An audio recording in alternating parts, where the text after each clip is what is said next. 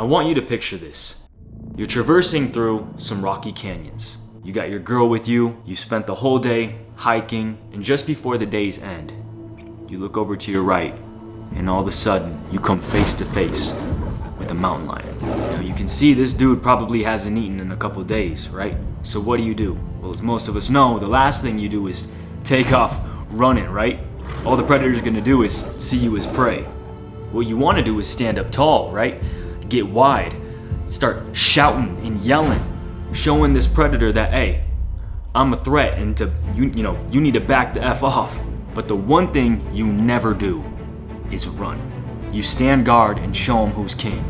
This is how you conquer and defeat the lion. Now in life, there's 5 trials every man must go through. And just like the encounter with the lion, you can't just run away. You must face these trials head on. If you haven't faced these trials just yet, it's okay. Doesn't determine whether you're a man or not. But just know, when these trials do eventually arrive at your doorstep, this will be the determining factor. So do not back down. Most men these days, they avoid them. They do whatever they can to resist them, which in return causes even more pain. And it's a sad thing, our world teaches us men that, hey, if you go through these trials, you must be doing something wrong.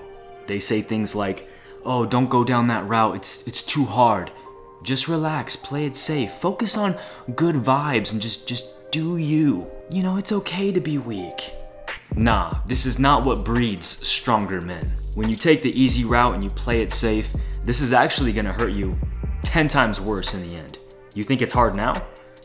Wait 5 years from now, 10, 20. Now the first trial that a man must face in his life is good old adversity.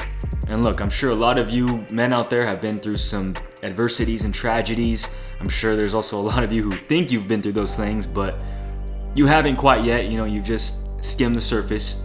See, there's different levels to this pain. Everything from losing the championship game to losing a loved one. When adversity strikes, my brothers, you, as a man, you gotta keep it together. You gotta keep your composure. Yes, you will be stressed. Yes, you will be troubled, frustrated, weak even, and that's okay. It's wild. We hear doctors say things like, oh, don't be stressed. You'll have high blood pressure, heart disease, depression, which, hey, maybe so, but you know what? I think a season of stress and pain can do a man good. It can build up a mental and physical fortitude that he's never had before. Of course, as long as he has that mentality of, you know what? I got this. I'm gonna make it. I'm gonna figure it out.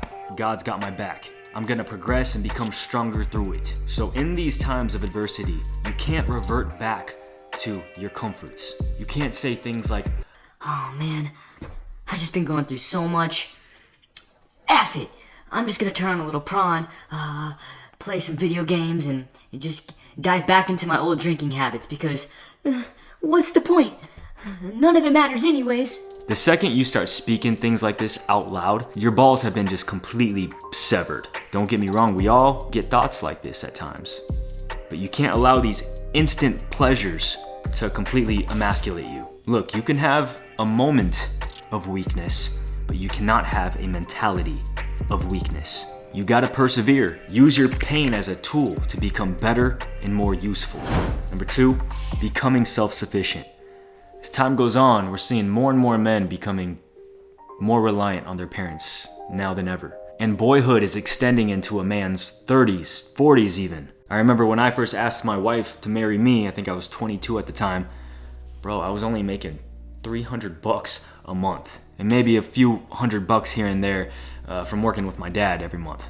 So I got a game plan together. I wrote down all my goals and how I was gonna execute each one. And I showed it to her parents, and I showed them how I was gonna take care of their daughter. And so I asked for her hand in marriage, and then I went in to seal the deal. See, getting married, it forced me to have to make some moves in my life. It was do or die, and it was man up time. The second I made that commitment, it was on. So one of the best things I think a young man in his early 20s can do is what Elisha Long says, just move out. Remove the comfort and security. Now going back to the topic of tragedy, Elisha Long, He lost his parents, man. Nobody was there to nurture and coddle him. He had to figure it out. And he had a choice to either dam up or man up. He chose to man up. I mean, look at him. Look at what he's created, bro. It's wild. If anybody had any sort of excuse to wallow in their sorrow, it would have been him. But instead, he allowed his circumstances to make him stronger and more effective as a man. And now, as a result, Elisha's got this massive community of men that he's helping because of his one decision to rise up. Number 3, raise a boy to be a better man than you are. This will be probably the most important task that you're ever given in your life as a man. Now, if you don't have a son or even a younger brother for that matter, chances are you have somebody in your life that you can mentor.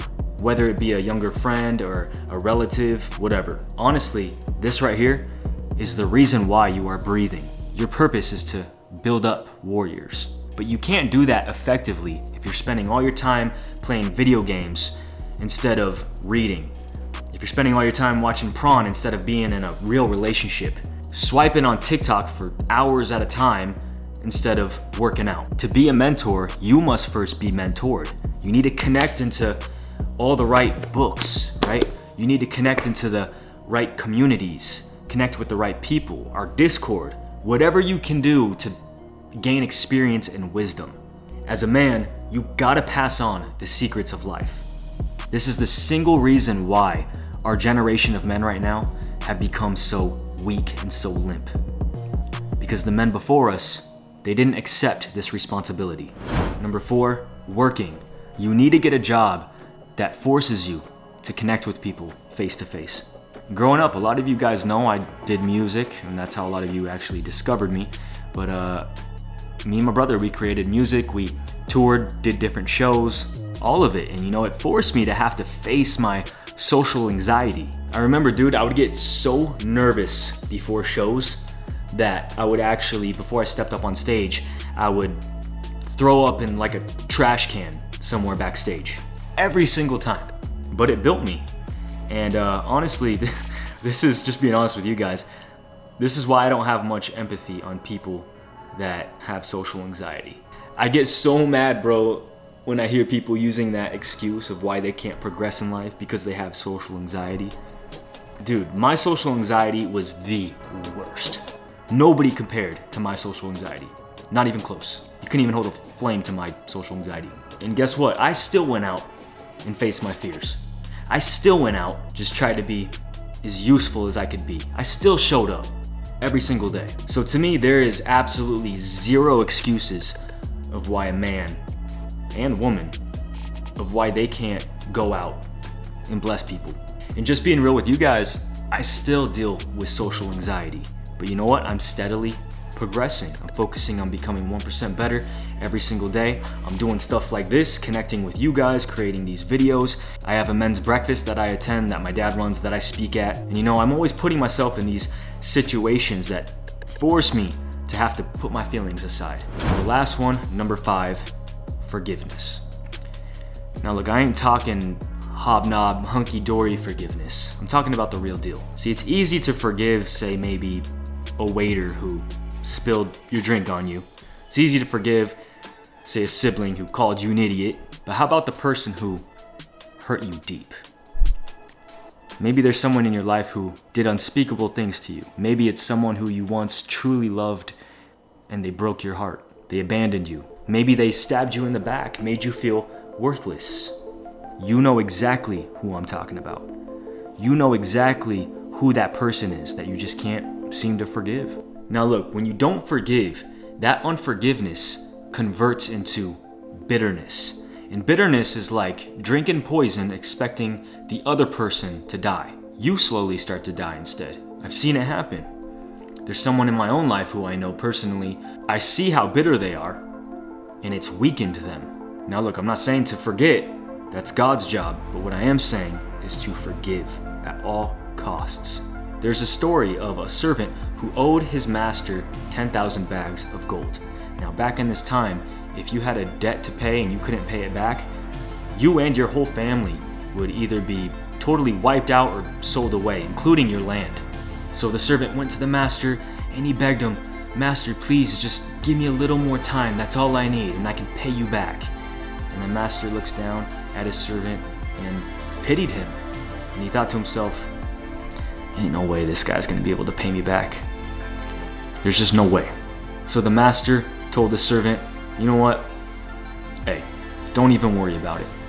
Your debt is canceled. Go on and live free and live your life." Now, as this servant left and went out, he actually ran into one of his fellow servants who owed him a measly 100 silver coins. So that second servant went to the first servant and was begging him, "Please, just give me a little more time. That's all I need." But unlike his gracious master, the first servant grabbed the second servant by the throat and demanded for him to pay him back. And because this second servant couldn't pay his debt, the first servant had him thrown into prison. Pretty heartbreaking story, I know. But once the master heard of this circumstance, once he heard what the first servant did to the second, he was furious. The master went to the servant and said, "How could you? How could you do this?